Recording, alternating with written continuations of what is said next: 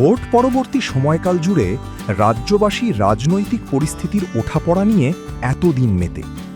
Bulldozer, পাড়ায় পাড়ায় কেষ্টবিষ্টুর গ্রেপ্তারের খবর, মিনিটে মিনিটে রাজনৈতিক দাদা দিদিদের দল ছাড়া আর দল ধরার হিসেব, বা ইদানিং খবরের শিরোনামে থাকা ডিম থেরাপি নিয়েই ব্যস্ত রাজ্যবাসী। আজ থেকে কি রাজ্যবাসী চোখ ফেরাবে অন্যদিকে? কারণ ফুটবলের বিশ্বকাপ শুরু হচ্ছে আজ। এবারের বিশ্বকাপ মেক্সিকো, কানাডা ও আমেরিকায়। বিশ্বজুড়ে চলতে থাকা অস্থির পরিবেশের মধ্যেই এবারের ফুটবল বিশ্বকাপে অংশ নিচ্ছে ৪৮টি দল। গতবারের কাতার বিশ্বকাপের থেকেও এবারের সারা বিশ্বজুড়ে রাজনৈতিক এক অস্থির পরিবেশ। আমেরিকা ইরানের মধ্যে গোলাবর্ষণ বিরতি হলেও যুদ্ধ শেষ হয়নি। ফুটবল প্রেমী আপামর দর্শক কি গোলাবর্ষণের মধ্যেই একের পর এক গোল উপভোগ করবেন? সূত্র মারফত খবর, সোমালিয়ার রেফারি ওমর আরতানকে বৈধ ভিসা থাকা সত্ত্বেও ফ্লোরিডা পৌঁছানোর পরে আমেরিকার প্রবেশের অনুমতি পাননি।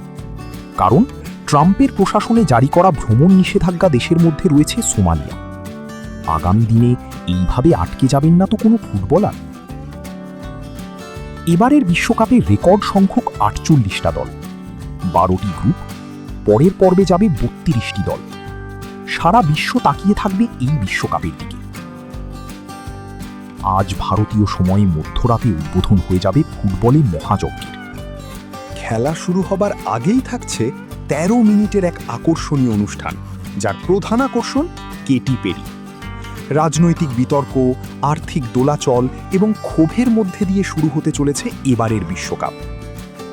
কোন দল কার সাথে খেলছে, কে জিতল, কে হারল, কারা গেল মূল পর্বে, এই সব খবর যদি আপনি কোনোভাবে মিস করে ফেলেন, চিন্তা নেই, আপনার সঙ্গে আছে শক্তি 24x7।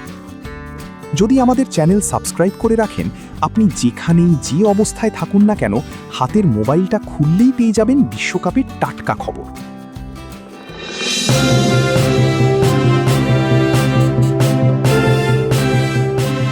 আপনারা দেখছেন শক্তি 24x7, voice of truth, power of people.